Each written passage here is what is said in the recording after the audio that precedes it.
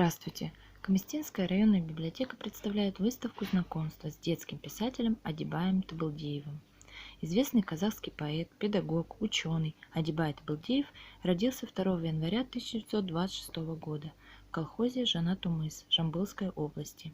Окончил Казахский педагогический институт имени Абая, кандидат педагогических, автор поэтических книг для детей. Литературную деятельность Табылдиев начал с газеты, где опубликовал свои первые стихи для детей.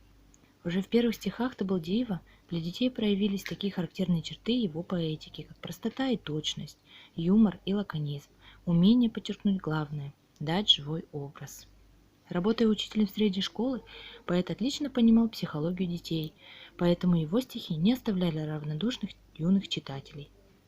В 1967 году Табылдиев защитил кандидатскую диссертацию по методике обучения казахской литературы в школах. За годы работы в университете он выпустил ряд учебных пособий по педагогике. В 2002 году поэт выпустил казахско-русский этнопедагогический словарь. Отдельные стихи Адибая Табылдиева вошли в учебники хрестоматии средних школ, в репертуар школьных театральных сцен. Произведения поэта отдельными книгами на русском языке не издавались.